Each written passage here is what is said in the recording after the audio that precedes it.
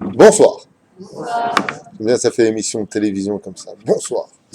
Ok. Bon, alors ce soir, nous sommes le mardi, bien entendu. Le mardi, c'est pas la date que je veux, je connais la date. Parce qu'un jour, comme celui-ci, c'est un jour qui doit nous rappeler que nous sommes des juifs et non pas des non-juifs. Ce soir, c'est la fête dans le monde entier, en tout cas dans les pays européens, ceux qui se reconnaissent à la chrétienté. Et pour cela, il y a deux façons d'exister en tant que juif. Il y a bien entendu le juif qui adhère à sa nation, à son peuple, à sa terre. Et puis, il y a aussi le juif qui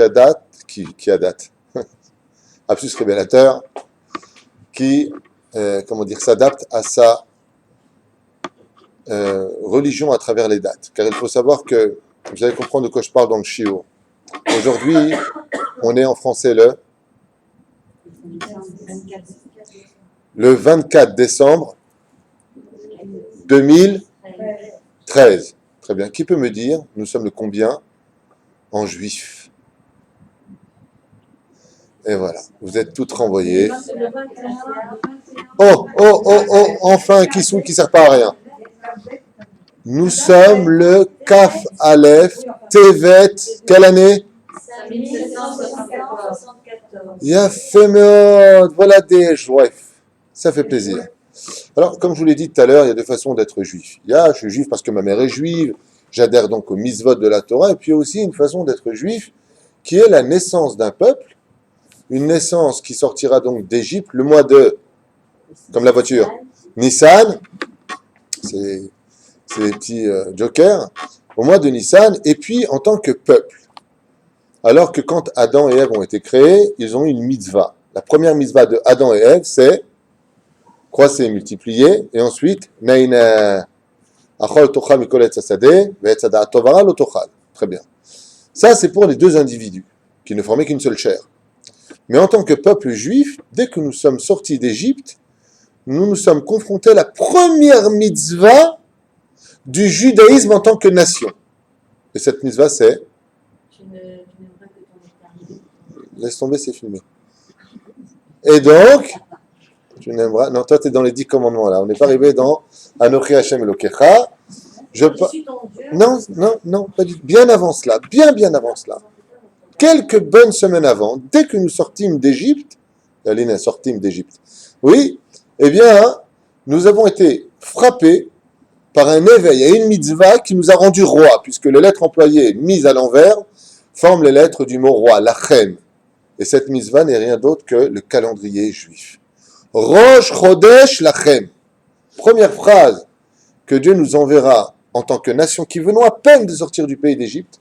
Rosh Chodesh Lachem. Et Lachem, les sages nous disent que le mot Lachem pour vous signifie à l'envers Melech. C'est les mêmes lettres. C'est-à-dire que ce qui fera de nous un juif couronné, c'est justement la dimension de notre date, c'est-à-dire à connaître le calendrier juif, et de qui plus est quand on rentre dans les marloquettes entre Rabbi Yoshua et Rabbi Eliezer, qui vont rentrer dans des pages et des pages d'explications et de commentateurs d'année en année, à savoir de génération en génération, quand a été créé le monde, il est évident que la relation que nous devons avoir avec notre judaïsme ne peut pas exister si on ne fonctionne pas avec les dates, car le calendrier juif, c'est par excellence le facteur lumineux qui nous mène chaque fête à son poste et à son rôle à jouer. Prenons par exemple, vous savez qu'il y a des cas extraordinaires chez nous. Yom Kippour, les dougmas, je prends un tout petit exemple, a lieu toujours le 10 du mois de Tishré. Donc nous savons que, comme c'est marqué dans la Torah, chaque mois juif est appelé par un chiffre. Dans la Torah, par exemple, comment Yom Kippour est-il annoncé dans le Sefer Torah? Comment c'est marqué là-bas? Be'asiri lechodesh HVI. Donc, Be'asiri, le 10 du mois numéro 7. Pourquoi le mois numéro 7? Parce que nous avons d'abord le premier mois qui va servir à couronner les mois du judaïsme. J'ai nommé le mois de Nissan, très bien, qui commémore quoi? La sortie d'Égypte, jour anniversaire qui a lieu le Tet Vav, soit le 15 du mois de Nissan, jour donc anniversaire à retenir, non pas commémoratif, comme bien des gens voudraient l'employer, chas v'shalom, mais tant qu'on n'aura pas fini de sortir le juif d'Égypte et surtout sortir l'Égypte du juif, donc on commémorera cette date fatidique. Et on a aussi le Aleph du mois de Nissan qui commémore le nouvel an des rois. Chaque Rosh Chodesh, on a beaucoup plus, on ne va pas tous les faire, le but c'est d'avancer dans le shiur. Donc on voit que le mois de Nissan est le premier mois de... Absolument pas, vous êtes tous tombés dans le piège, le premier mois des mois. Le mois de Nissan, c'est le nouvel an qui démarre l'anniversaire des mois. Donc si je suis à Nissan, j'arrive ensuite à Iyar, ensuite à comment? Adar, non, Adar Kefenesh. Non. Adar, ensuite j'arrive à Sivan, ensuite j'arrive à Tammuz, ensuite j'arrive à Av, ensuite j'arrive à 7e mois, Tishré. Et donc Tishré, le Aleph Bet Tishré, vient commémorer un autre anniversaire. Et cet autre anniversaire est la commémoration du nouvel an juif, je rappelle bien, on reviendra sur l'identité de ce nouvel an juif, j'ai nommé Aleph Bet Tishré, donc création non pas de la terre, car je rappelle que la terre a été créée le 25 du mois de Elul, mais le premier du mois de Tishré, donc 6 jours plus tard, qui a été créé le 6e jour, l'homme et la femme, donc commémoration anniversaire de Ève, de Adam et de Ève. On est bien d'accord jusque-là. Sur ce, quand on arrive le premier du mois de Tishré, nous annonçons le nouvel an juif. Je fais tout de suite la parenthèse, vous avez remarqué que dès qu'on parle de nouvel an juif, on parle de « fais attention à ce que tu dis », n'oublie pas que le monde a été créé pour un but bien précis, que tout ce qui sera décidé maintenant aura une influence pour toute l'année. Le cours de Rosh Hashanah, vous regarderez sur le site. Donc, c'est pas n'importe quoi. Et le 10 du mois dans la Torah d'Oraïta, c'est-à-dire le 10 du mois, on devra, et on sait que ce jour-là ne pourra jamais tomber 2 jours dans la vie d'un juif. Kippour ne tombera jamais un vendredi, ne tombera jamais un dimanche. C'est impossible. Parce que le calendrier juif, c'est l'équilibre des astres et du monde par lequel le monde a été créé. Et comme la planète la plus essentielle pour l'influence du juif, c'est Shabbat, donc Shabtai, qui est la seule planète couronnée du système solaire, eh bien, nous constaterons qu'il n'est pas possible de placer la colère et le jugement avant l'entrée de Shabbat et surtout pas après l'entrée de Shabbat. Car avant Shabbat, c'est Shabbat Shalom, et quand c'est après Shabbat, c'est Shavua Tov. Comment il peut sortir donc le vendredi et le dimanche? Les sages nous expliquent que Hachem a fait en sorte que depuis la création du monde, selon le calendrier juif, Yom Kippour ne pourra jamais se tenir ni devant Shabbat ni après Shabbat. Mais pendant Shabbat, c'est la meilleure date. C'est ce qui se passera l'an prochain, si Dieu veut, quand on y arrivera. Pourquoi? Parce que comme c'est Shabbat Shalom, si on est condamné à mort, Dieu est obligé de nous sauver. Puis Kouach Nefesh. Donc c'est super quand ça tombe Shabbat. C'est le seul Shabbat, on ne grossit pas d'ailleurs. Bien. Donc ça, c'est pour le calendrier juif.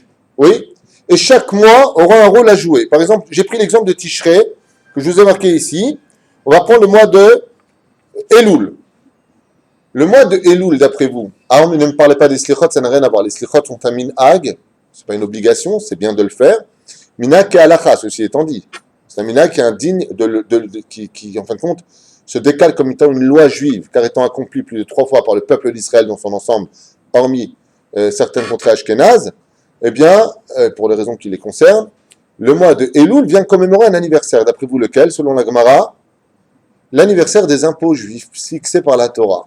Quand on tombe dans le mois de Elul, le Aleph de Elul, nous avons les Trumot ou Maasrot à donner aux Lévi'im, soit aux Kohanim, ça dépendra des années. C'est-à-dire que quand on venait prélever la dîme financière prescrite par la Torah, à l'époque donc du Beth Amikdash, comme par exemple le Maaser, le Aleph du mois de Elul, c'était jour de l'an des impôts juifs pour la maintenance de la spiritualité du peuple d'Israël. Exemple. Je vous prends d'autres mois, le mois de Shvat. Vous voulez que je me casse ou quoi? Personne ne réagit là. Nouvel an? Ouais, ben, je viens de le chanter, voilà. Donc c'est le nouvel an des arbres. Et quel rapport avec les arbres, par exemple? Pourquoi on parle des arbres? C'est par rapport à la orla. Donc vous savez qu'on ne peut pas consommer d'un arbre tant qu'il n'a pas dépassé 3 ans, car il a une sanctification particulière. Il y a d'autres raisons à cela que l'Amgara nous rapporte. C'est pas un but. On ne fait pas un cours sur tout Bishvat, juste pour comprendre. Mais si par exemple j'ai planté mon arbre un jour avant le 15 du mois de Shvat. D'accord? Donc, le Lamed Dalet, j'ai planté mon arbre. Combien j'ai compté d'arbres? Combien il me reste d'années à compter? 2 ans et un jour. Mais si je l'ai planté après tout Bishvat, je démarre l'année. Ça veut dire que j'ai besoin d'un point de départ, car commencer l'année, c'est déjà commencer un moment de l'année, c'est déjà faire toute l'année. Donc en d'autres termes, c'est une marloquette, pardon? Si, parce que dans le judaïsme, par exemple, quand on chas v'shalom l'élève el-Favdani, je prends une loi juive banale, quand on porte le deuil d'une personne, si on l'enterre à 4 heures l'après-midi et que la nuit rentre à 5 heures, la première heure de deuil compte comme la première journée. 1 heure d'une journée suffit. Quand on se lève le 7e jour, prenons des cas plus positifs, quand on se lève le 7e jour, je ne fais pas le deuil de toute la journée du 7e jour. Le matin, je me lève du deuil. Je n'attends pas de finir le soir alors que je suis dans le 7e jour. Vous comprenez ce que je veux dire? Un peu de la journée, c'est la journée. Bien. C'est comme pour un roi. Le roi Salomon lui compte 40 ans de règne, alors qu'il a été élu juste avant le Aleph du mois de Nissan. Juste un peu avant. Alors comment tu peux compter un an? Parce que avant l'heure, c'est déjà une année. Après l'heure, tu redémarres une année. Donc, en fin de compte, on voit ici que les jours anniversaires, que le calendrier juif, ce n'est pas simplement des mois et des jours qui sont aléatoires, ce sont des jours qui ont fait un débat énorme à partir de Hillel, qui viendra de façon certaine fixer le calendrier juif par des témoignages oculaires de personnes qui devaient se déplacer et avec des espèces de feux, des feux, en fin de compte, ils faisaient comme ça je ne sais pas comment on appelle ça en français, vous savez, des mendourotes, comme on dit des mendourotes, des grands feux. D'accord? D'une montagne à une autre montagne pour dire qu'on avait vu la Lune à tel endroit, comment est-ce qu'elle était en forme de croissant, puisque vous savez que ça part du premier mois, ça monte, et dès que ça arrive au 15 du mois, c'est complet, loup-garou, et ensuite, ça redescend jusqu'à totalement disparaître. On est bien d'accord. Donc, on avait besoin, par rapport aux tranches qui durent en moyenne 3 jours, qui stagne à peu près pendant 2 à 3 jours, on avait besoin de savoir exactement quand est-ce que les fêtes étaient fixées. Pourquoi? Parce que les clés du temps de toutes nos fêtes juives ont été données dans les mains des enfants d'Israël. Marqué dans Masechet Ta'anit que 3 clés n'ont pas été données à l'homme. Mais il y a une clé qui nous a été donnée, c'est la clé du temps. C'est quand même extraordinaire. Sauf une fête. Il n'y a qu'une seule fête qui n'est pas dépendante de nous les juifs. C'est le Shabbat. Le Shabbat est hors du temps. Parce que le Shabbat est celui qui est capable d'être la pile du temps. Si tu ne t'arrêtes pas pendant Shabbat, tu perds le contrôle automatiquement des clés du temps. Et en d'autres termes, tu auras perdu toute ta vie, donc tu auras perdu ton temps. C'est pour ça que le Shabbat a une telle force en elle, comme elle est la génératrice du temps, que quand tu es chômeur Shabbat, même si tu as perdu ton temps la semaine, ça vient le rattraper. Puisque une seule heure d'étude le Shabbat équivaut à 1000 heures dans la semaine, en d'autres termes. Donc le Shabbat Kodesh, comprenez-le bien, n'est pas quelque chose qui se fixe par l'homme. Par contre, qui c'est qui fixe quand est-ce que ça tombera? On a une marloquette, Rabbi Yoshua, Rabban Gamiel. Rabban Gamiel dit non, ça tombe lundi, mardi. Ah bon? Pourquoi? Selon mon calcul astrologique, Yom Kippour, Rosh Hashanah de Tishrei tombera tel jour, donc 10 jours plus tard automatiquement. Mais qui fixait les fêtes? L'homme. Donc on avait la dynastie de Hillel, des Rabban Gamiel, jusqu'au jour où par la suite, Bezrat Hashem, beaucoup plus tard, le calendrier se sera fondé et existera jusqu'à aujourd'hui. Donc nous, Baruch Hashem, Ishtabach Shemolahad, nous avons, le peuple juif, compris une chose essentielle, c'est que le temps, c'est ce qui nous amènera, Bezrat Hashem, à comprendre l'existence de la personne à travers son propre but, c'est-à-dire, je l'explique en un mot, j'espère que vous allez comprendre ce que je veux dire, parce que ça comprend une dimension malheureusement très fortement oubliée par notre Yetzirara, c'est ce qu'il veut le plus, arrêter le temps. Vous avez remarqué que quand on a des fêtes juives, oui, on est tout le temps pressé. À quelle heure ça rentre? Rasra. On n'a jamais le temps. On est toujours en train de courir après le temps. Toute la vie d'un juif. On doit se lever avant que le soleil ne se lève. Ceux qui veulent bien faire les choses. Quand on vient pour aller prier, il y a un temps pour le Kiryat Shema, il y a un temps pour la Hamida, de ne pas dépasser. Et ainsi de suite pour le Plaga Mincha, et pour Arvit, et pour toutes sortes de choses. Quand est-ce qu'on va allumer les bougies de Hanouka? Bidjuk Beshalosh Tachochavim, quand les 3 étoiles sortiront, selon Rambam. Vechen Alze Aderer, c'est-à-dire que dans le judaïsme, tu ne diriges pas le temps, car le temps t'est imposé par un calendrier qui en réalité va te faire prendre le contrôle du temps. C'est pour cela que la première question, comme c'est figuré dans le livre de Masechet Shabbat, à la page 31 Amoud Aleph, ou Sanhedrin Pazayin Amoud Bet, au nom des Baal Tosafot, première question qu'on pose à un mort, dès que tu meurs, première question, Dieu comme ça, il ne te dit pas alors, comment c'était? Non. Première question, est-ce que tu as eu le temps d'arrêter le temps? C'est la première question qu'on pose à une personne. Parce que le temps, c'est pas un cours sur le temps, mais je vais quand même y répondre, Patricia, très brièvement. Le temps, c'est la seule chose qui fait la différence entre cet univers dans lequel nous sommes, c'est-à-dire quand tu as la stratosphère et que tu rentres dans l'atmosphère, tu rentres dans le temps. Dès que tu quittes, tu quittes cela, tu passes dans l'espace-temps. Donc, ce qu'on appelle, je vais poser une question, laisse-moi finir, la vitesse lumière. Donc, le temps de tout ce qui existe, de ces milliards de galaxies existantes, comme Cimetière, qu'on avait fait un cours, pour témoignage de l'homme sur cette terre, n'existe que dans quel monde? Uniquement ici. Tu quittes dans cet univers, cette petite bulle bleue qui s'appelle la Terre, et tu as quitté le temps. Alors une fois, je vais raconter que l'astronaute israélien qui s'était engagé avec les Américains, avait posé la question au Rav Mordechai Eliyahu. Il lui a dit, mais là-bas, il était Shomer Shabbat. Il a dit, je ferai quand Shabbat? Dans l'espace, il n'y a pas de temps. 3 étoiles, il est dedans. 3 étoiles de quoi? Il voit toute la journée. Il lui a dit, tu fixeras selon l'heure israélienne. Selon l'heure d'Israël, tu fixeras le temps. Donc, il était Shomer Shabbat comme nous, il sortait de Shabbat comme nous. Comme ça, en tout cas, ça a été posé. Bien, quoi qu'il advienne, le temps, c'est la clé de la création du monde. Quand quelqu'un, qu'est-ce que c'est un rachat? Définition d'un rachat absolu, un homme qui a perdu son temps toute sa vie. Quand Resh Lakish est décédé, juste avant de mourir, il s'est mis à pleurer. Ses élèves étaient morts de peur. Pourquoi? Si un seigneur de la Torah comme lui, il pleure, nous on est foutus. Il dit, pourquoi tu pleures? Il dit, parce que je te serai dit. Il a dit, mais c'est pas du batsal, c'est pas des oignons pour que tu pleures. Il lui a dit, non, je pleure pour le temps que j'ai perdu d'aller au marché l'acheter, que j'aurais pas le temps de le manger parce que je rends mon âme. Voilà pourquoi je pleure. Donc, la larme de Resh Lakish nous est enseignée dans la Gemara qu'il était tellement arrivé à un très haut niveau que c'était quelqu'un, en général, sachez une chose, un rabbin qui a du temps à perdre, c'est que c'est pas un rabbin. Un rabbin n'a jamais le temps. Il est toujours en train de courir après le temps, car le temps lui échappe. Il a la notion du temps. Tandis que le rachat, lui, perd son temps toute sa vie, et quand on lui annonce qu'il quitte ce monde, il se met à pleurer. Pourquoi? Mon Dieu, qu'est-ce que j'ai fait de ma vie? Donc, qu'est-ce que j'ai fait de mon temps? Le calendrier juif, pour revenir à notre chiour, vient nous apprendre la valeur essentielle de la première mitzvah qui vient percuter le peuple d'Israël. Vous voulez être des rois? Fixez un temps. C'est-à-dire, vous devez comprendre que, chez nous, le peuple d'Hachem, le peuple d'Akadosh Baruch Hu, le peuple d'Israël, n'existe qu'à travers la notion du calendrier qui nous accompagne tous les jours. Et vous le verrez dans les lois que nous allons suivre Bezrat Hashem à travers le Shulchan Aruch.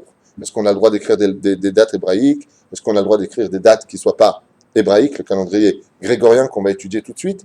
Pour mieux comprendre Bezrat Hashem, notre signification, il n'y a pas de juif sans calendrier juif, c'est impossible. Tu ne peux pas savoir le Hasarabé. Malheureusement, les gens demandent de façon naturelle et par assimilation, 2000 ans, on ne peut rien y faire. Ça tombe quand Kippour? Si tu leur dis en hébreu, le disent Tishré.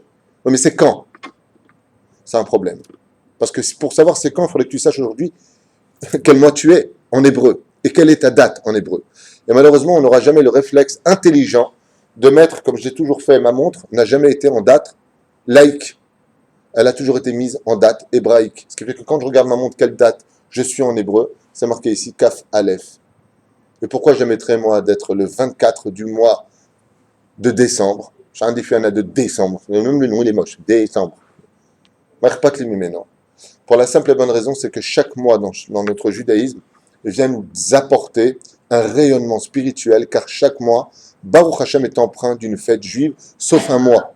Et ce mois s'appelle le mois de Cheshvan, duquel on lui rajoutera le nom d'amertume, j'ai nommé Mar Cheshvan. Le mois amer. Pourquoi? Parce qu'il n'y a pas de fête déclarée. Il y a des fêtes. Le mois de Cheshvan est un des mois les plus élevés du judaïsme. Seulement, c'est un mois qui donc fait couler de l'eau. Le Geshem. Et on sait que la pluie en Israël est plus forte que la résurrection des morts. C'est un miracle plus grand encore que la résurrection des morts. Mais c'est quelque chose que l'on ne vit pas à un degré qu'on aurait dû vivre. Pourquoi? Deux nuages se rencontrent, l'atmosphère, les poustillons de l'océan, ça fait. Il a eu barbatruc, voici qu'il pleut de la pluie. Il pleut, c'est normal, comme dans tous les pays. En Israël, non. On voit qu'en Égypte, comme j'expliquais dans le shiur de la semaine dernière, il ne pleuvait jamais en Égypte. En Israël, quand il pleut, c'est une bénédiction ayem de Masechet Ta'anit. Bien. Malheureusement, dans le judaïsme, enfin, heureusement pour nous, et malheureusement quand on ne comprend pas le message, dans le judaïsme, quand on fête un anniversaire, Ça veut dire deux choses.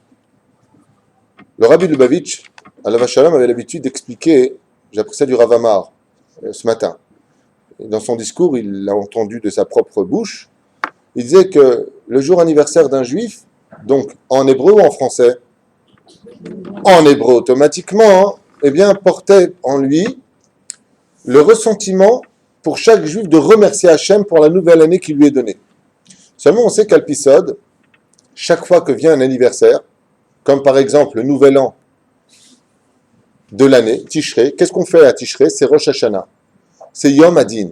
C'est-à-dire qu'on comprendra que quand Dieu vient dire « Eh Rabota, j'ai créé le monde, c'est mon anniversaire », on ne fait pas « relou ». Non, qu'est-ce qu'on fait? On fait une rétrospection de toute l'année qui vient de passer. Ce qui fait que dans les anniversaires juifs, quand on vient fêter un anniversaire, c'est quand on est capable de se poser la question en se disant « Combien de temps j'ai perdu cette année que j'aurais pu gagner et faire vivre ?» En d'autres termes, à partir au monde de l'éternité. Car le temps commence et finit, jour, nuit, comme vous l'avez compris. Mais quand on est capable d'être au-dessus du temps, plutôt de contrôler le temps, on devient éternel dans le temps. Je m'explique en deux mots. Vous êtes prêts à me suivre à toute vitesse? Comment on dit le passé en hébreu? Avar ou alors Aya, Yudke. Comment on dit le futur? Iye. D'accord? Et comment on dit le présent? Ove. Est-ce que le présent existe dans notre temps? Absolument pas. Pourquoi? Parce que un moment avant qu'il ne vienne, il est quoi? Et dès qu'il est là, il est quoi? Il est passé. Donc il est ou futur ou passé. Pourquoi? C'est un jour très très long pour lui-même, parce que le monde du présent, d'ailleurs si vous prenez l'aide du mot présent en français et vous renversez les lettres, ça fait serpent, même en français. Pourquoi? Pour la simple et bonne raison, c'est que le serpent, dans la faute originelle, a volé le temps du présent.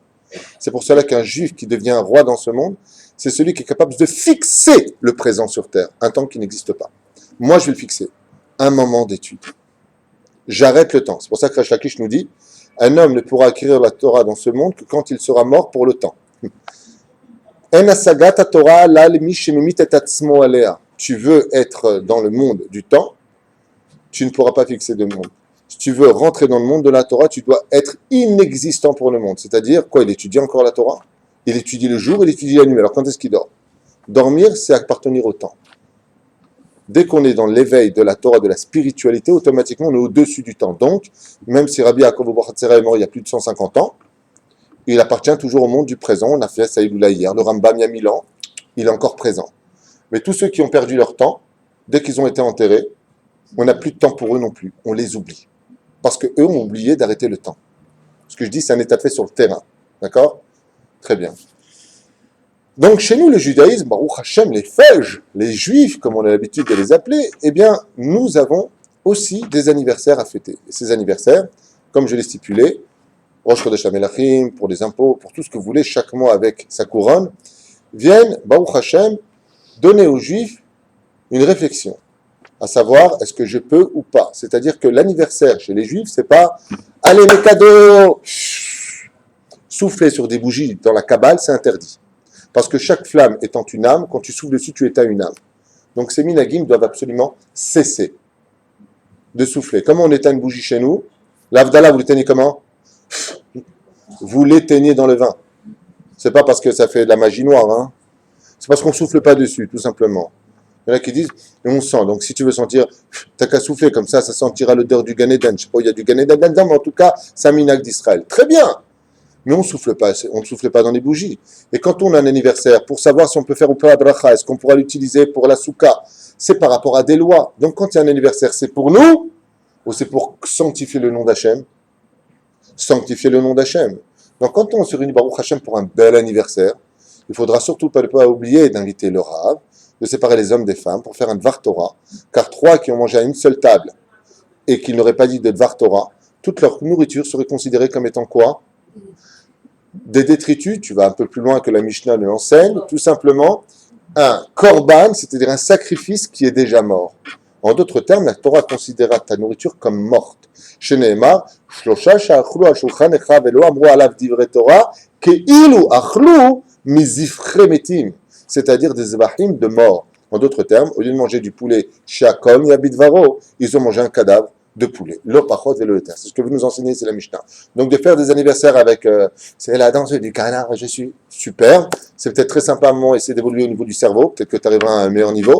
Mais quoi qu'il advienne, Mazel Tov, c'est Mazel Tov. Mais Mazel Tov de quoi? Le mec, il a fréquenté toute sa vie des gens qu'il n'aurait jamais dû fréquenter. Il n'a pas fait un seul Shabbat, on lui dit Mazel Tov. On devrait aller le voir si on l'aime. Qu'est-ce qu'on devrait lui dire? Mais réveille-toi, tu viens de perdre encore un an. Ça, c'est juif. Chaque kippour qui passe vient nous dire, comme disent les sages, un anniversaire dans le peuple juif, c'est un Rosh Hashanah pour la personne elle-même. Il y en a qui avaient l'habitude de jeûner. Par contre, chez les non-juifs, c'est quoi? C'est la teuf. Et je rêvais que je pressais le vin au-dessus de la coupe de Pharaon. Yosef, c'est quoi le rêve que j'ai fait? Dans 3 jours, ce sera l'anniversaire de qui? De Pharaon. Et tu presseras du vin dans sa coupe.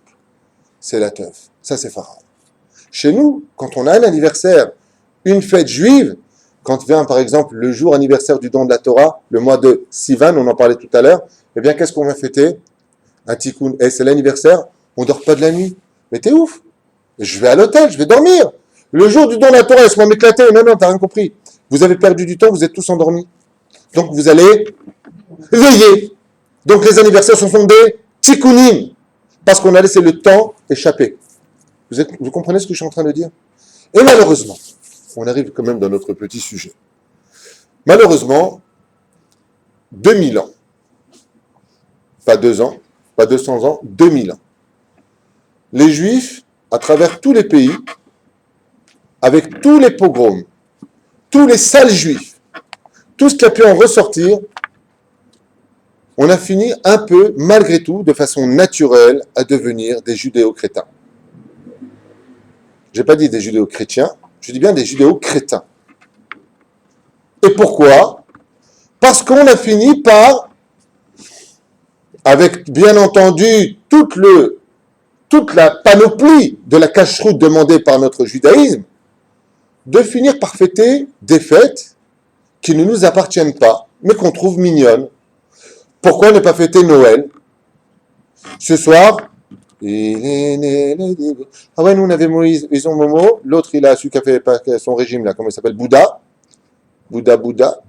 Et puis pour finir, alors on va faire le sapin et on fait la Magen David parce qu'on est juif. C'est une fête d'Avodazara. Le Rav Ovadia a écrit noir sur blanc dans Yabir Omer, Chag à la modad chez la M, Avodazara d'Oraita. C'est de l'Avodazara. D'abord, tout est faux chez eux. Mais de qui plus est, c'est de la pure Avodazara. Donc quand tu viens, Chazve Shalom, les Lubavitch, en général, la tradition Lubavitch, ne n'aime pas étudier la Torah ce soir. Pour bien montrer Chazve Shalom qu'il n'y a aucune lumière pour ce jour-là pour eux, qui est le semblant de Hanouka chez nous. Atkedekar, selon certains Lubavitch, ce que j'ai entendu de leur part.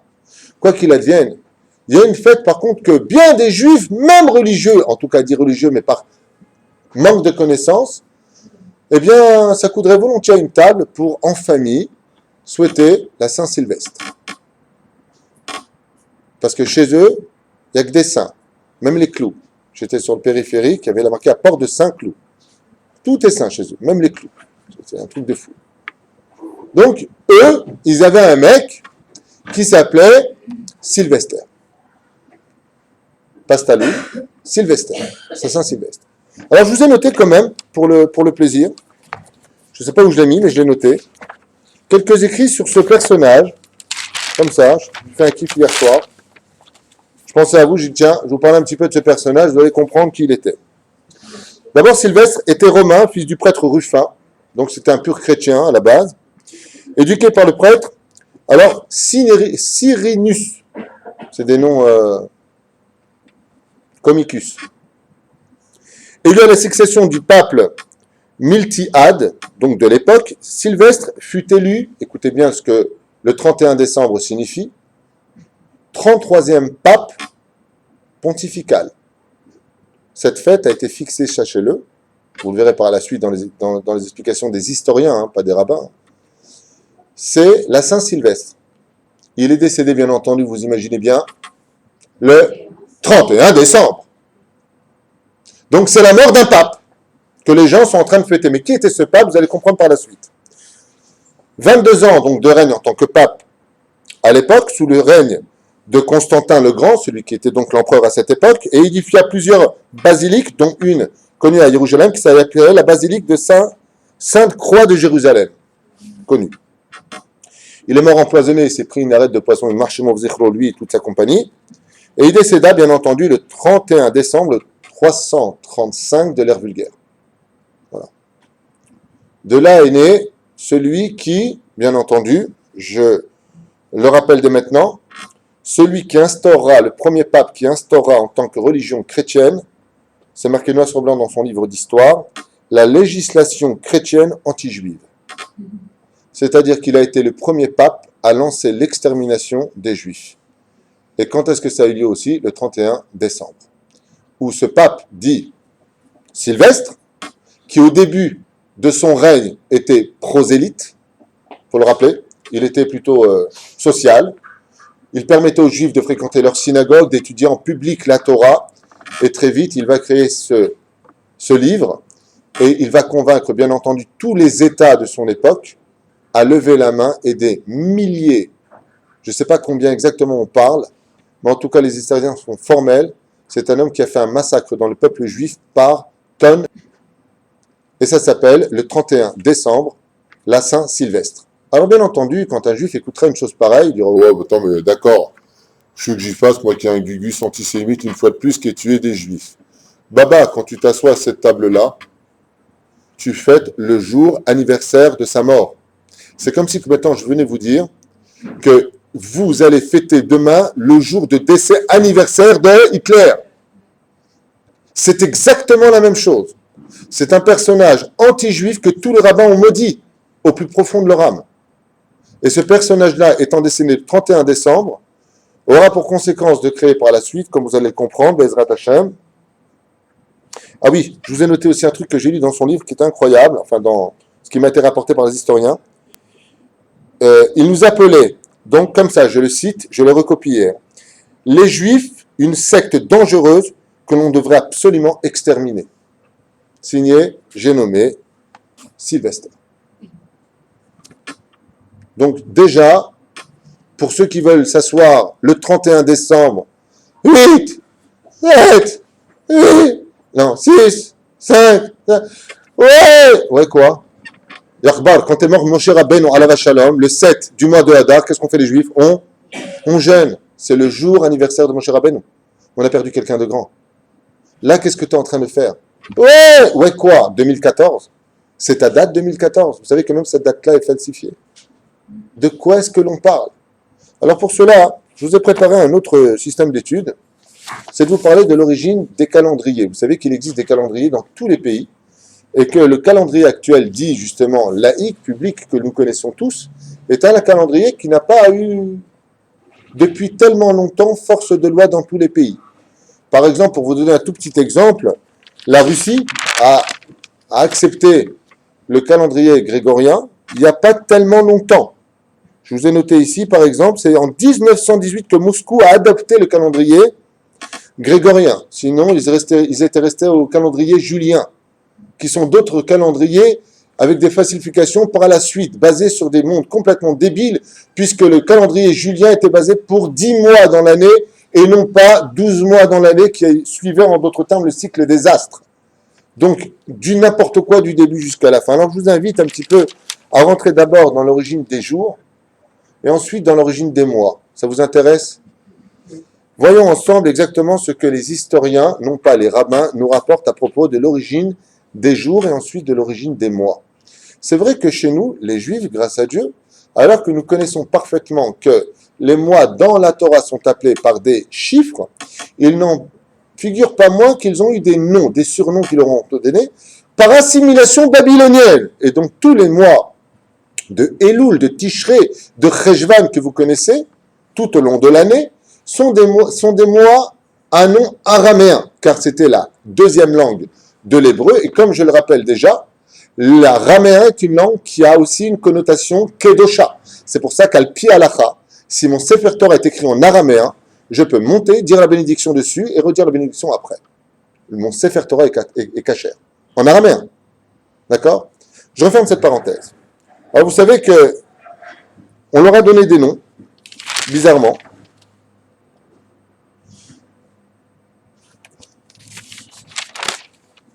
Où est-ce que j'ai mis mes feuilles, moi? Ah, il y a beaucoup de feuilles ici. Hein. Je n'ai pas l'habitude de préparer mes cours, j'avais juste noté cette petite parenthèse pour vous. Bon, je vais m'arrêter à ce qui est marqué ici. D'abord et avant tout, vous savez qu'il y a 7 planètes autour du système solaire. Il y en a 9 selon les astronomes, mais en tout cas, on en dénombrera 7 par rapport à l'influence astrale qu'il émane sur l'atmosphère dans laquelle nous vivons. Le premier jour, et tous les jours qui ont été donnés, correspondent à 2 systèmes. D'abord, il faut savoir qu'ils sont tous à attrait d'Avodazara absolu, selon tous les historiens, puisque les jours ont été fixés par les Romains, qui parlaient le latin. C'est la langue de l'époque, donc on parlait couramment le latin. Et puis voilà, je vous ai noté. Par exemple, le premier jour chez eux s'appelait le lundi. D'accord? Parce qu'à la base, dans le calendrier, je ne sais pas si vous avez... Julien, après lundi, c'était vendredi. Hein. C'était un peu... Parce que ça jouait par rapport aux planètes. Le lundi, pourquoi? Du latin, lune die. C'est comme ça que ça s'appelle. Qui veut dire le jour de la lune. Alors d'abord, retenez bien un petit peu ce que nous sommes en train de dire, parce qu'après, je vais vous citer les dieux qui correspondent à ces planètes. Ensuite, il y a le mardi. Donc, il s'appelait Martidie, qui correspond à Mars. Ensuite, nous avons le mercredi, qui était Mercure. Die, donc c'est marqué Mercury, Die, Mercure. Jeudi, qui s'appelait Jovis Die, Jupiter. Le vendredi, qui s'appelait Vénéris Die, Vénus, comme vous l'avez compris. Le samedi, par contre, ils l'ont pas touché. C'est incroyable. Hein. Saturne, Shabtai, ils l'ont appelé samedi. Ils lui ont donné un nom. Mais ils l'ont appelé comment? Comme on l'appelait là-bas? Shabbatai, c'est-à-dire le jour du Shabbat. Le Saint Sabbat. Comme ça, il l'appelait ici. Et dimanche, bien entendu, qui s'appelait Dominicus, qui veut dire en latin le jour du Seigneur. C'est comme ça qu'en d'autres termes, la chrétienté, descendant de Esav, ont fixé les jours. Chez nous, grâce à Dieu, nous avons une fois de plus des chiffres. Car les noms appartiennent à Dieu. Donc dimanche, je dis en hébreu comment? Yom Echad. Yom Rishon, c'est une erreur. On a l'habitude de l'appeler dans l'hébreu moderne Yom Rishon. Dans le Patach Eliyahu, ils l'ont marqué aussi avec Yom Rishon. C'est une erreur. On dit Yom Echad, car dans la Torah, le Sefer Torah, le mot Rishon n'est pas employé. Pourquoi? Pour des raisons très kabbalistiques et importantes à retenir. Car s'il y avait marqué Yom Rishon, ça veut dire automatiquement, si tu dis Rishon, veut dire quoi? Quand tu dis à une personne, ou Rishon, Mazé Omer, oui, mais qu'est-ce que ça vient t'enseigner automatiquement? On n'a pas le temps. Qu'il y a un deuxième. Mais quand tu veux dire qu'il n'y a pas de deuxième, comment tu dis? Ou Echad, qui vient du mot Yachid, unique. Ce qui fait que le premier jour dans le judaïsme est appelé Yom Echad. Le deuxième jour est venu faire un changement à l'unicité du premier jour. Comment on dit changement en hébreu? Shinouy, Yom Sheni. Mais si tu dis Yom Rishon, automatiquement, ce jour-là aurait voulu dire qu'il y aurait plusieurs jours, alors que la Torah a tout été créé en un seul jour, que tout a été créé que par 10 paroles en un seul instant. Donc on aurait faussé au niveau kabbalistique toute la signification de la Torah s'il y avait marqué Ayom Yom Echad. Vous comprenez? Comme c'est marqué par exemple chez les chrétiens, dans le calendrier grégorien, quand est-ce que commence le jour? À partir de minuit, on commence à compter déjà le lendemain. Donc c'est minuit qui fait. Chez nous, quand est-ce que commence le jour? Erev Shabbat. Pour accomplir le verset de la Torah, Vayehi Erev, Vayehi Boker Yom Echad. Il fut nuit, il fut matin, un jour. C'est donc curieux que le vendredi soir, tu dis avec ton fils, quel jour nous sommes? Ben, vendredi soir, non, Shabbat. Mais non, c'est Shabbat, c'est demain. On a du mal à comprendre. Chez nous, c'est le contraire. Vous comprenez ce que je veux dire? C'est toujours la veille. Bien. Ces noms-là, que je viens de vous citer, ont eu pour conséquence... Donc, curieux que je n'arrive pas à trouver mes feuilles, non? 2 minutes. Est-ce que je les ai mis peut-être ici? Juste un instant. Non.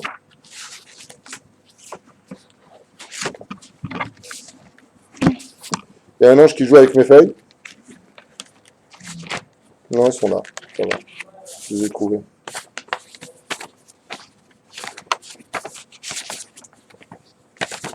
On va y arriver, hein. On a pour une heure. Bon alors. Non, ça c'est pas bon, c'est ça qui est bon. Je sais pas où j'ai mis. Top. Saturne, prenons vite brièvement les exemples. Saturne représentait qui?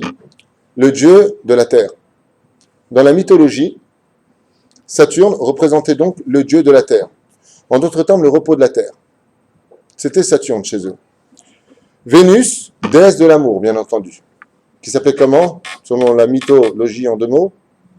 D'abord mytho, ensuite logie. S'appelait comment, vous vous rappelez pas? Elle était affreuse. Aphrodite.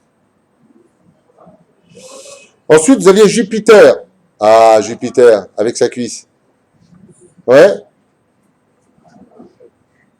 T'as pas vu le film? La cuisse de Jupiter? Ouais? C'était le dieu du ciel. C'est parce que chez eux, il y a le dieu de la terre, il y a le dieu du ciel, en d'autres termes. Ensuite, Mars. Avec son grand bouclier, sa lance. C'était le dieu de la guerre, parce que c'est une planète rouge qui représente le sang.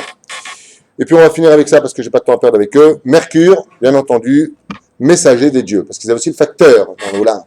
Donc prenez bien. Je suis fait toi, je suis facteur. Donc c'est Mercure qui faisait monter la température avec du bon courrier ou du mauvais courrier par rapport aux autres dieux qui vivaient dans une autre galaxie. En d'autres termes, il joue vachement la poupée dans les cieux. C'est ce que nous rapportent ici, tout simplement, les historiens. En d'autres termes, quand vous dites lundi, le mot lundi, pour ceux qui comprennent une fois pour toutes un petit peu l'âme des mots que nous employons, vous appelez tout simplement le dieu de la lune. Quand vous dites dimanche, vous appelez le dieu soleil, Sunday. Quand vous appelez le mardi, vous faites appel au dieu de la guerre. Quand on dit Yom Shlishi, on fait appel au Dieu qui a créé le ciel et la terre, qui est le Dieu de la guerre, Hashem Tsevakot, qui est le Dieu de l'amour, Avat Hashem Shem Havaya, Bechon Zaderer. En d'autres termes, tous les jours employés dans la semaine que nous employons de façon naturelle, dite laïque, sont tous basés, selon les historiens, sur des dieux Ovdei Avodazara qu'on appelle tout simplement l'Olympe. L'Opachot Veloyoter. Ouais. Est-ce que lorsqu'on dit Yom Echad, Shini, Shlishi, c'est un rapport avec les jours de la création? Mais c'est de ça dont on parle, on ne parle que de ça. Quand Dieu a créé la notion de l'espace, du temps, de la vitesse lumière, de tout ce qu'il comprend ici, sans avoir pour autant besoin de facteurs, comme je le rappelle par rapport à eux, où ils ont besoin de plein de choses qui n'ont jamais existé, ceci étant dit, nous reprenons le langage de la création des mondes. Tu comprends ce que je veux te dire? C'est-à-dire que nous sommes, dans les fêtes juives, le seul peuple à avoir nos fêtes qui tomberont toujours au même moment. Par exemple, je ne sais pas si tu as remarqué dans l'islam, tu peux tout à fait avoir le Ramadan en printemps, puis l'après, ça tombe en plein hiver. Attends, il y a un problème chez vous. Pourquoi? Parce qu'il suit un système lunaire, tandis que les chrétiens ont suivi le système grégorien solaire. Même Julien, ceci étant dit. C'est solaire. Tandis que nous avons pris solilunaire, qui veut dire soleil et lune. Vous voyez ce que je veux dire? C'est-à-dire que nous, on fait l'équilibre des deux mondes. C'est toute la différence. Nous sommes dans un calendrier de vérité absolue. C'est pour cela que, souvent, quand il y a des décès, les gens disent, quand est-ce que tombe le jour anniversaire? Il est mort, quelle date? Et quand tu vas selon les dates, c'est jamais la même date. En hébreu, ça ne bouge pas. Mais il y aura toujours un équilibre au niveau des dates par rapport au 29. Il y a toujours 29 mois dans l'année. Un mois, il y aura 2 mois de Rosh Chodesh. Le mois d'après, ce sera un seul Rosh Chodesh, et ainsi de suite. Maintenant que j'ai fini avec les jours, je vous invite à rentrer un petit peu dans la signification de l'origine des mois. Ça vous intéresse? Alors regardez un petit peu comme vous appelez janvier, prénom d'idiot. La première fois où le calendrier, vu le jour, était avec celui que l'on appelait, ça veut dire quelque chose, Romulus, fondateur en tout cas, de Rome. J'ai un problème avec ça. Comment? Rumus et Romulus qui ont été élevés par des chiennes. Bien. Qui se ressemblent, s'assemblent. Ils ont été allaités par des chiennes selon les Louvres, si tu préfères. De là est né Mowgli, on s'en fiche. Bien. Rumus et Romulus, absolument. Donc ce seraient les fondateurs de Rome selon les historiens. Moi j'ai un petit problème avec ça par rapport aux commentateurs que nous avons dans notre judaïsme, puisque le premier fondateur de l'Empire romain, selon le commentateur, n'était autre que Tsépho, qui est venu planter la première épée dans le domaine de Rome, selon certains commentateurs. En tout cas, moi, ça ne me dérange pas. Si on parle de Romulus, fondateur de Rome, et bien entendu, ne comptez pas plus de 10 mois. Donc, et pourquoi 10 mois d'après vous? Un truc de fou. Regardez comment la chrétienté s'est enlevée de Esav par donc sa descendance. Pourquoi 10 mois d'après toi? 10 mois, pourquoi 10 mois? Ils n'aimaient pas l'hiver. Il y avait 2 mois d'hiver, ils les aimaient pas, ils ont dit on les oublie. On ne les compte pas, ceux-là, dans le temps. Pourquoi? Parce que comme en hiver, c'était vraiment l'hiver, ils ne pouvaient pas faire tout ce qu'ils voulaient, parce que c'était de grands constructeurs. Ils ont décidé, les deux babos, ouais, et vraiment pas beau, ils ont, ouais, comme on ne peut pas faire, on ne peut pas arrêter le temps, on ne peut pas faire ce qu'on veut, on ne compte pas le temps. Donc dès que revenait le printemps, ils reprenaient à compter les mois. Tiens, qu'est-ce que tu décides demain qu'on fasse, Romulus? Oh, Romus, arrête. On fait quoi? C'est le premier calendrier qui est sorti de l'histoire. Après, vous savez qu'il y a eu plein de blagues. Vous vous rappelez de celui qui a voulu inventer les 10 jours de la semaine? Il y a eu plein de choses terribles. Hein. Ils ont une semaine, 10 jours. Imagine la CGT en France. 10 jours, ça n'a pas marché. Pourquoi ça n'a pas marché? Parce que vous verrez plus tard, Bezrat Hashem, comme l'enseignent les historiens, qu'en réalité, le calendrier grégorien, s'étant perdu en essayant de réparer le calendrier julien, a décalqué le calendrier hébraïque. L'opachot veloyoter. C'est pour ça que, par exemple, nous sommes le 21 en hébreu, nous sommes le combien en français? Ou en ce que vous voulez en grégorien, quoi? Le 24. C'est toujours pas trop loin. Pourquoi? Parce qu'ils ont décalqué, après avoir doué les drobières, ils se sont rendus compte qu'il fallait, c'est que les juifs il n'y a que qui possèdent la vérité. L'opachot veloyoter. Alors les mois. J'adore. Le mois de janvier. Pourquoi s'appelle-t-il janvier d'après vous? Bien entendu, du latin Mansis Janus. Et qui était Mansis Janus? Je ne sais pas si vous avez déjà vu dans les figurines, mais Janus était un dieu romain.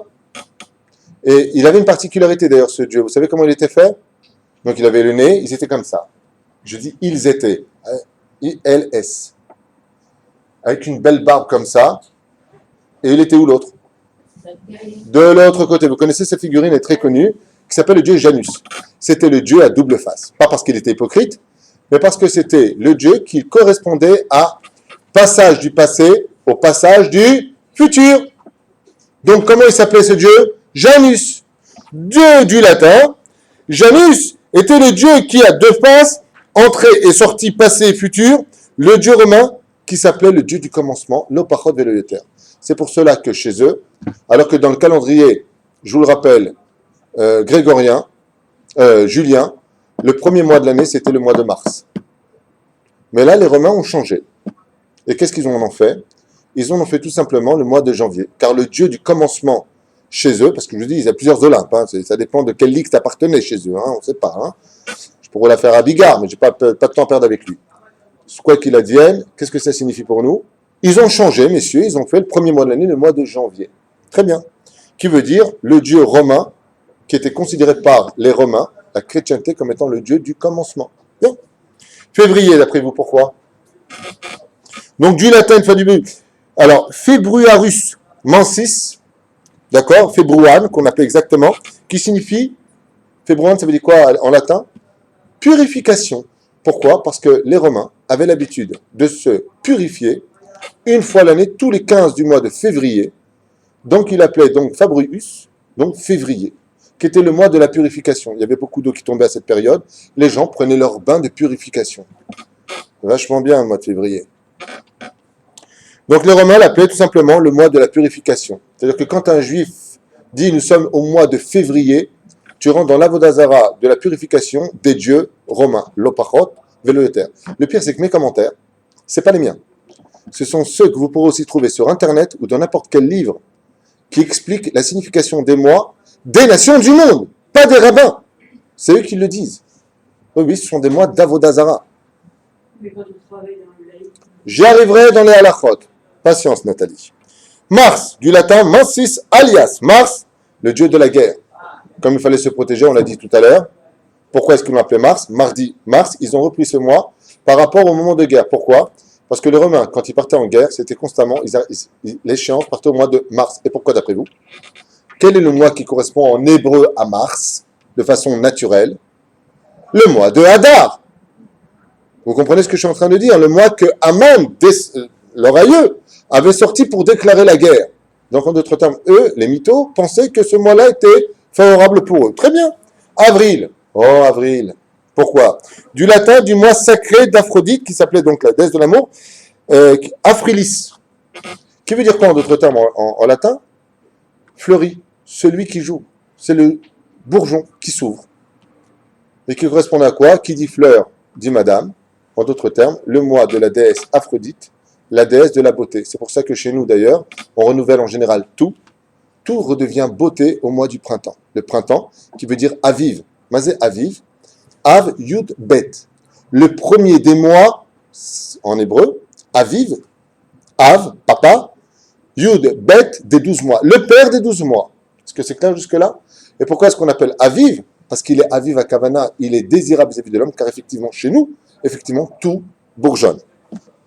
Et donc, c'est encore une fois une copie, mais basée, selon les historiens, sur la déesse de l'amour. Mais, du latin de Maius Mansis, Maia, déesse romaine, fille de Atlas, celui qui, soi-disant, chez eux portait la terre, et de Pléoniée, mère de Hermès, et ainsi de suite. Vous êtes en pleine Grèce, là, apparemment. Et donc, vous avez quoi comme mois? Le mois de mai, de maïs. Tov, très bien. Juin, de Junus, Messis, qu'on appelait Junon. Ça vous dirait un Junon dans la mytho? C'est quoi? C'est qui Junon? C'est qui Junon? Tu ne sais pas qui c'était Junon? En l'honneur de la déesse romaine Junon, de Junius Brutus, aussi, qui était le premier consul romain. C'est-à-dire que quand vous rentrez maintenant dans le mois de juin, vous rentrez dans toute la descendance de qui, je vous en prie? Ésaü. L'opachot de la. Allez, je vous en fais un, vous me dites rapide. Juillet, c'est plus facile. Oui, fini. Juillet, pourquoi on l'appelait Juillet celui-là? Parce que avant, il avait un autre nom, puisqu'il est venu beaucoup plus tard celui-là. Jules César. Juillet, Jules, César. Alors comment il s'appelait ce mois avant? Je vous l'ai noté, ne vous inquiétez pas. Qui vient donc Julius Mansis, en l'honneur de Jules César, bien entendu, qui a introduit les années bissextiles. Lui, par contre, il a dit, attendez, mais les Juifs, ils ont 13 mois, nous aussi, il faut en mettre un, donc année bissextile. Et le mois, bien entendu, de Juillet était venu de son antiquité, qui s'appelait, avant de s'appeler donc Jules César, comment il s'appelait ce mois? Il s'appelait Quintilis, du grand empereur Quentin. L'opachot Véléter. Donc nous sommes pour des Juifs un peu mal barrés depuis tout à l'heure, non? On n'a pas un petit malaise depuis tout à l'heure? De connaître l'origine des mois qu'on apprend à nos enfants dans les écoles laïques? Je tourne ma feuille. Allez, j'en fais une pour mon épouse. Auguste. Ah, tu ne me réponds pas, je te vire. Augustin. Augustin!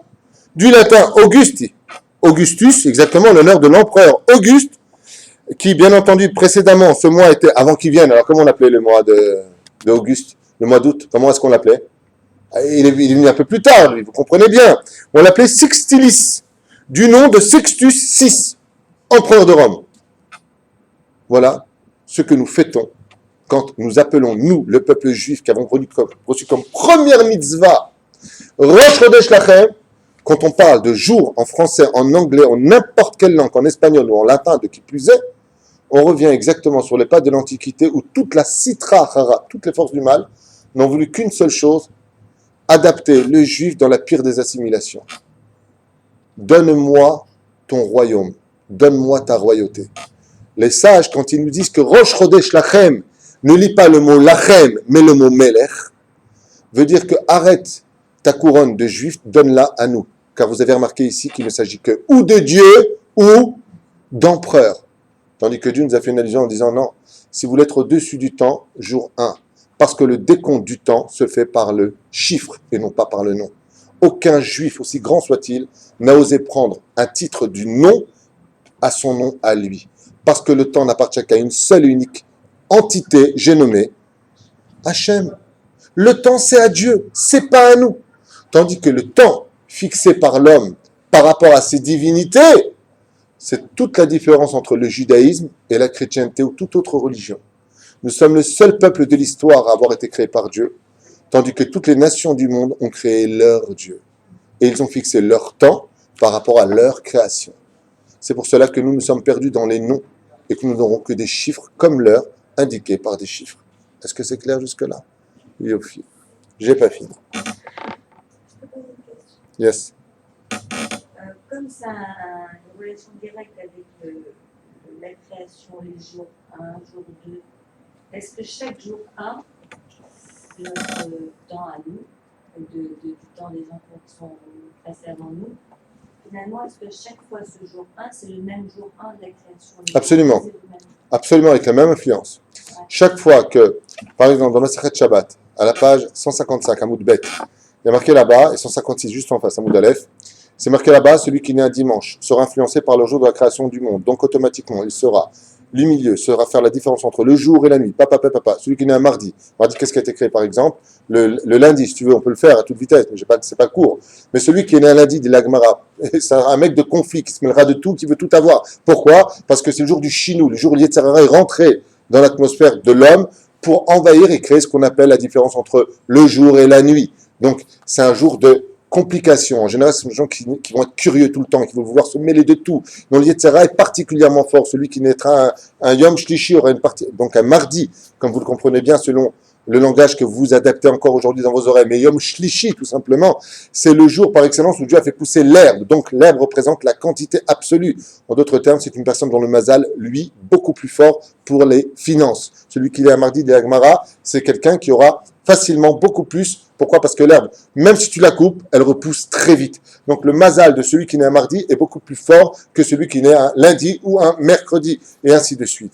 Donc voilà, celui qui va naître un vendredi, ça je dis, c'est quelqu'un qui poursuivra les mitzvot, parce que le vendredi, votre femme, elle a beau vous dire, votre femme, je parle à des femmes, je suis bête, nos épouses, on va nous dire, chérie, alors n'oublie pas le sucre, t'es sûr que t'as rien oublié? Tu reviens à la maison, t'as pas acheté de carottes? Je t'ai demandé 3 fois, t'es sûr que t'as rien oublié? C'est pas grave, chérie, c'est des mitzvot, va les acheter. Et ça, je nous dis, le vendredi, c'est la course des mitzvot. C'est pour cela que Bezrat Hashem, vendredi qui vient de Vénus, même chez nous, ceci étant dit, mais non pas la déesse Kike Blédé des nations du monde, mais tout simplement parce que le vendredi, c'est le jour de l'amour des mitzvot. Et c'est pour cela que l'influence de Vénus influence sur ce côté-là. Et qui dit amour dit automatiquement, qui est un cheveu près. Ici, c'est un Beth Midrash et de la Torah. Si je vais juste à la boutique à côté, qu'est-ce qu'ils vendent? Des sapins de Noël avec des statues de Noël. Et pourquoi ils sont juste à côté d'après vous? C'est une excellente nouvelle pour nous. Parce que là où il y a de la Gdusha, il y a de la Touma. C'est automatique. Quand est-ce que tu veux savoir que tu es sur le bon chemin quand tu as des obstacles pour y arriver? Si tout est facile, c'est que ce n'est pas la bonne direction, c'est automatique. C'est automatique. La reine, Bezrat Hashem, quand on vient de comprendre ce que nous venons d'analyser, chaque jour, comme par exemple Vénus, qui représente le jour de l'amour, qui dit amour, dit haine. Une femme qui aime son mari à mourir peut le haïr, à le tuer. Parce que c'est 2 frères jumeaux. Donc automatiquement, le vendredi, c'est le jour de la colère. Vous avez bien compris pourquoi? Parce que comme je t'aime beaucoup et qu'on doit se partager un monde de lumière avant de rentrer dans le Shabbat Shalom, automatiquement, alors on a intérêt à quoi? À mettre beaucoup d'amour dans nos propos. C'est pour cela que le vendredi, c'est Shabbat Shalom. Avec le sourire, Shabbat Shalom. Shabbat Shalom. Pourquoi tu insistes tellement? Parce que c'est un jour qui est très important. C'est le jour où la Gemara nous dit, celui qui est un vendredi aimera courir après les mitzvot. Il aimera les mitzvot. Et celui qui est né un Shabbat, Kadosh y est, il y a marqué. C'est quelqu'un de Kadosh, parce que le Shabbat est Kodesh. Vous comprenez toute différence? Donc chaque jour influence, effectivement. Quand nous revenons à l'époque de la création du monde, Dieu revient à l'état de j'efface tout, puisque le monde n'existait pas. Donc c'est le jour du grand pardon absolu, du jugement, du oui ou du non. Quand on vient dans la fête de Sukkot, on reçoit exactement la même émanation. Quand nous arrivons à Hanouka, qu'est-ce que vous appelez? Bayamim Ahem, Bazemanazé. Le miracle qui a eu lieu là, à l'époque, Bazemanazé aujourd'hui. Pourquoi? Parce que les Chachamim nous disent que le même potentiel extraordinairement puissant qui a existé pour le miracle de Hanouka revient pendant 8 jours pendant Hanouka. Pendant ces jours-là où que tu vis, la même influence revient. Car dans ce monde, tout est énergie et influence. Oui, bien sûr que c'est influence. C'est pour cela que le samedi, qui correspond à Jupiter, qui dans la Kabbale ainsi que dans la Gemara est une planète extrêmement dangereuse et infréquentable. C'est pour ça que le Shabbat doit être empreint d'un calme absolu, d'une gentillesse hors pair. Et pourquoi? Parce que le Yetzer Hara, le Shabbat est au maximum de son potentiel. Parce que la planète de Saturne représente le meurtre. Et c'est pour cela que celui qui n'est pas Shomer Shabbat est Chayav Mita. On doit le tuer à mort, selon le Sanhedrin, bien sûr, s'il a été prévenu 2 fois par 2 témoins, ainsi de suite. Quoi qu'il advienne, pourquoi cette planète est si forte sur elle? Parce que c'est une planète de meurtre. En d'autres termes, c'est l'énergie du meurtre qui intervient sur cette planète. Celui qui n'est pas Shomer Shabbat, Chaz Veshalom, ce qu'il a, ainsi de suite, accident de la route, tout ce qui peut s'en suivre. Je ne suis pas là pour juger, j'explique simplement la situation, juste pour qu'on assimile un petit peu que le Shabbat, c'est le jour le plus dangereux. C'est pour cela que le Shabbat, c'est le jour où on doit se taire le plus, pas parler de Chol. Pourquoi ne pas parler de Chol? Parce qu'automatiquement, tu vas te dériver dans la colère. Tu parles que de Torah le Shabbat. Parce que comme la Torah est cool au Shalom, tu as des chances de rester dans le monde de la Torah, des mitzvot et de bonnes actions. Parce que si tu en sors, ne serait-ce qu'en prenant un livre que tu n'avais pas le droit d'ouvrir, un objet que tu déplaces, tu viens tout simplement d'ouvrir une porte à l'influence de Saturne, qui est une planète on ne peut plus dangereuse et une des plus éloignées du système solaire dans lequel nous vivons. Il y a des liens invisibles. C'est une planète glacée d'ailleurs, je le rappelle. Hein? Comme il y a des liens invisibles comme ça qui relient dans le temps et dans l'espace tous les mondes. Alors même dans le Gehinam, même dans le Olam Haba, finalement le Yom Echad, c'est le même jour. Tout à fait. Pour tout, Tout à fait. C'est pour cela que, et donc aussi, c'est pour cela que, en fonction du jour, on meurt, j'allais le dire, le jour de la mort d'une personne, il est rejugé. Chaque anniversaire de décès, pourquoi on se réunit en bas nous tous pour faire il était comme ça et comme ça, il nous manque, on pleure encore, on va faire des brachot, mettez de la tzedaka. Pourquoi? Parce qu'au même moment, il est en haut. Et chaque action qu'on va faire ici va avoir une influence pour mettre du poids sur la balance en disant, tu te rends compte, ça fait 30 ans que tu es mort, tu n'es pas qu'une plaque figée sur un mur. On pleure encore ton départ. Ça veut dire que tant que tu existes sur Terre, tu existes en haut. Si tu es capable d'exister dans le monde du temps, alors tu deviens Etzraim, la Mahazikim Bavetom Chameusha, Derachea. Le temps n'a plus d'influence sur toi, tu deviens éternel. Tout comme Rabbi Shimon Bar Yochai, Rabbi Akiva, Avraham, Yitzhak et Yaakov. Maintenant, qu'est-ce que tu me parles de vieux juifs, toi? Qu'est-ce qu'on en a à faire? Mais ce sont des gens qui ont arrêté le temps, contrôlé le temps et qui sont restés dans les chiffres. Donc, ils appartiennent à leur date, eux aussi, pour la même raison. Bien, oui. J'ai pas fini mon cours, mais je veux bien répondre, vas-y. Top, le temps qui t'était donné était maintenant retiré, nous continuons. Alors, le calendrier. Moi, je finis juste ce que je vous ai noté à toute vitesse. Après, je vous lis quand même quelques lois al-pi halakha par rapport au temps dans lequel nous vivons, car tu as dit tout à l'heure, je ne sais pas qui l'avait dit, c'était Nathalie, mais attends, on vit dans un monde, aujourd'hui, tu marques à la Banque de France, Kaf Aleph, Jvat, Tevet. Alors lui va dire Tebet. Tu ne vas même pas comprendre ce que tu es en train de dire, quoi. Tu m'insultes? Il ne comprend pas le mec. Alors effectivement, on verra comment la halakha nous a fixé, tout cela vous allez comprendre. Calendrier julien grégorien donc et solaire est conçu à la fin du XVIe siècle. D'accord? Pour corriger la dérive séculaire, bien entendu, du calendrier julien. Marque le 4 entre jours. Rappelle qu'à part tout ça, bien entendu, les Mayas avaient leur calendrier. Le plus connu de tous les calendriers au monde, c'est le calendrier. Le chien, le dragon, le chat, le charan. Chinois! Alors eux, par contre, ils ont un calendrier rasrat. Tu rentres dedans, tu as une remma. Donc, tu vois les animaux, tu n'as plus envie d'avancer dans le temps. Donc le pape, et bien entendu, on l'appelle le calendrier grégorien. Pourquoi? Vous savez qui était Grégoire? C'était qui Grégoire? Vous savez qui était Grégoire? Celui que vous appelez tous les jours, nous sommes lundi, mardi, mercredi du mois de décembre. Le pape Grégoire XIII, je le rappelle, c'était un pape. Un astrologue, mais un bon pape. Bien entendu, convainquit les États catholiques, puis les pays protestants, d'accepter son calendrier. Quel travail! En d'autres termes, quand vous suivez le calendrier laïque, vous suivez un pape. Est-ce que vous le saviez? Oui, bien sachez-le. Comme ça, c'est clair. Donc, bien entendu, vous avez bien compris que le jour de l'an, il est strictement interdit de le fêter. J'avais entendu dire que le rabbi l'aurait dit, je me suis renseigné ce matin avec le rav, il m'a dit qu'il n'a jamais dit une telle chose. Donc, dans le site qu'on a fait, on a fait un show sur le nouvel an pour Torah Box. Là-bas, j'avais rappelé le rabbi de Lubavitch. Je reviens sur ce que j'ai dit, puisqu'il m'a affirmé que c'est pas du tout ça. Il était contre le fait de fêter le jour de l'an, surtout qu'aujourd'hui, on organise des choses terribles pour le jour de l'an. Là, l'opéra ici, on organise avec des danseuses brésiliennes, les juifs et les femmes mélangés. Il n'y a pas un plus grand guéhinam au monde que cela. Et après, on s'appelle, je vais te dire dans mon jugement, je ne juge pas. Ce que je dis, c'est pour nous réveiller, comme il y a un show qui s'appelle Ne réveillons, comment ça s'appelle? Hein? Au lieu de réveillons, réveillons-nous, un truc comme ça, un jeu de mots, quoi, en tout cas qui a été fait, c'est exactement mon message. Tu es un juif parce que ta mère est juive, mais comment tu peux fêter le jour anniversaire de ce soi-disant Saint Sylvestre, antisémite notoire, qui a été le premier à promulguer la haine des juifs par écrit dans tous les États catholiques. J'ai posé la question ce matin au Rav Mashiach, je lui ai donné son nom, il a craché par terre.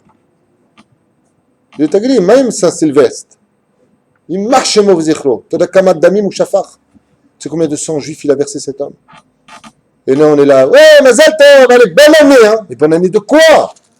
De 2014 de qui? De la naissance du clouté? Tu fais te clouter. Alors tu n'aimes pas qu'après ta mort, on te dépose dans la cuve de Tsoa, c'est marqué dans la Gemara. Tsoa, vous savez quoi c'est quoi Tsoa? C'est des excréments brûlants. 7e palier, il est là-bas. Tu veux fêter avec lui ta fête là-bas? C'est marqué dans la Gemara, c'est pas de moi. Et d'accepter son calendrier. C'est le 15 octobre. Écoutez bien les dates. Le calendrier et la Gige. C'est en 1582, dans les États pontificaux, que son calendrier a enfin été accepté que par quelques pays seulement, comme le Portugal, l'Espagne, l'Italie, l'Angleterre. Et encore l'Angleterre, même pas. Je dis n'importe quoi, l'Angleterre, c'est beaucoup plus tard, puisque Isaac Newton est marqué dans leur calendrier à 2 dates différentes. Ils sont restés selon le calendrier julien, et ils ont accepté beaucoup plus tard, à l'image de la Russie, qui a accepté qu'en 1918, le calendrier du pontife j'ai nommé Grégoire. Tandis que chez nous, celui qui nous fixe nos mois et nos jours s'appelle comment? Akadosh Baruch Hu. Ça veut dire qu'en d'autres termes, ce que je voulais vous faire comprendre, c'est que les dates catholiques que vous êtes en train de suivre sont des dates Avoda, Zara, Beoraita, Lo Pachot, Velo Yoter. Alors, pour les 5 minutes qui me restent avec vous, avant de vous donner quelque peu la parole, j'aimerais juste vous lire des petits passages par rapport à cela. Nous avons un interdit qui dit la chose suivante. Deoraita dans la Torah. Bechukotehem lo telechu. Nous n'avons pas le droit de suivre la culture des nations du monde. Comme ils se comportent, comme ils parlent, comme ils s'habillent. Ce sont des lois juives. Ce que je vous dis, c'est pas facultatif. C'est pas à prendre ou à laisser. C'est obligatoire. Si tu ne le fais pas, tu auras des comptes à rendre. Nous n'avons pas à nous comporter comme eux. À plus forte raison, ne pas les Chas Shalom célébrer leur anniversaire. Une fois, j'ai entendu un juif qui m'a dit, tu viens, c'est super, il y a la Saint-Jean. Il y a qui?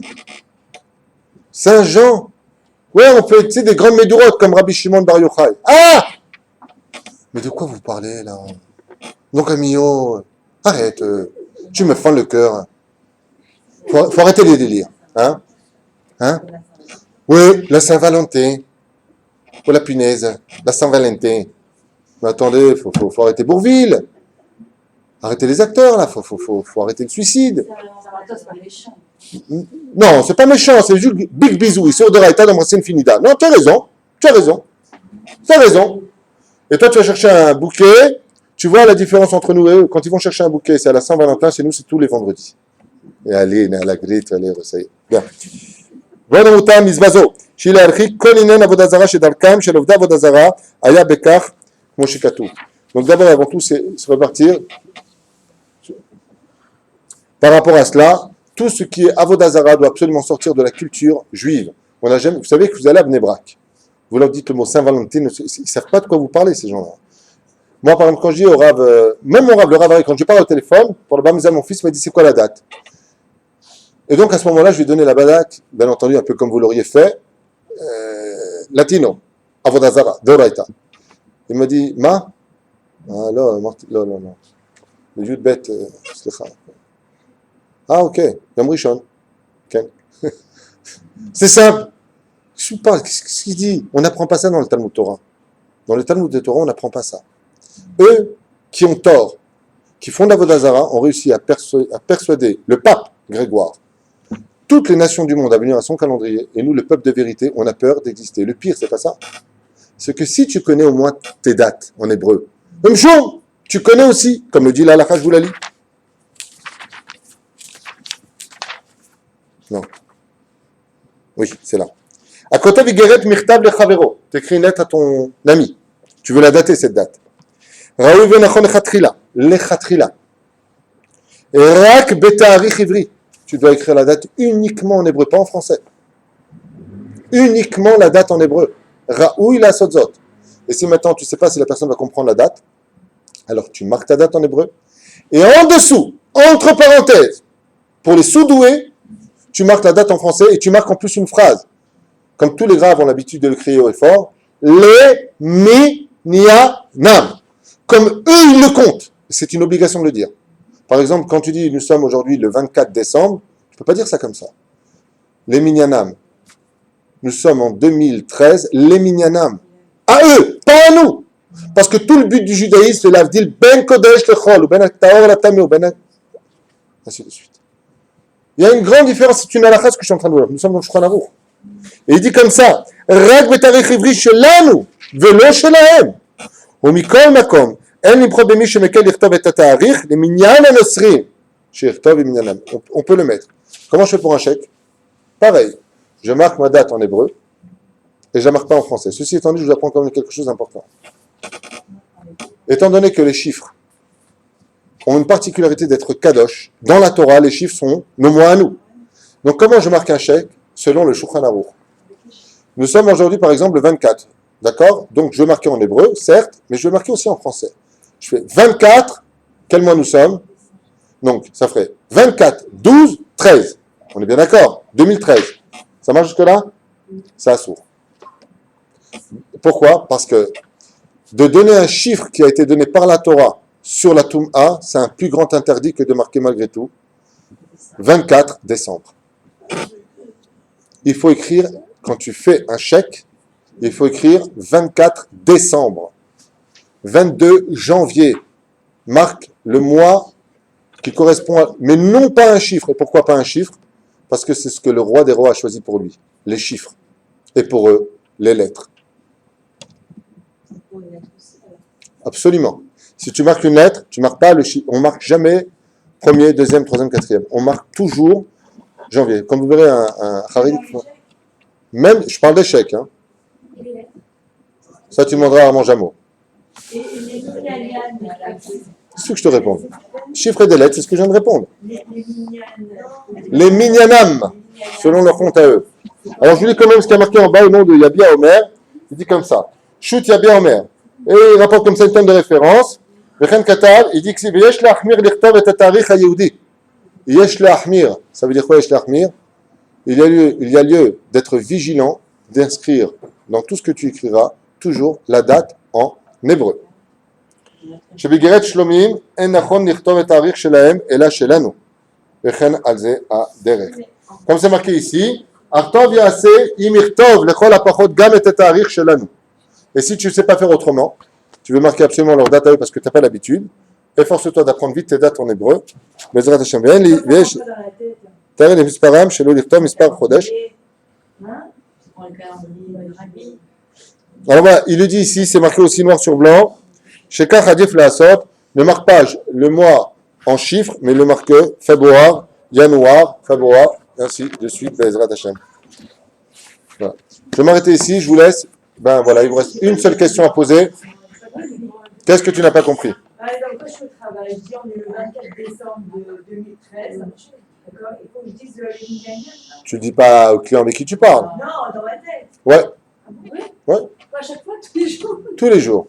Ben pourquoi? Tu appelles une personne, tu dis bonjour, nous sommes le 24 décembre. Tu as un réveil matin ou quoi? Non, on prend des rendez-vous. On prend des rendez-vous tous les jours. Eh ben dans ta tête, tu dis les minyanam. Qu'est-ce qu'il y a de dur?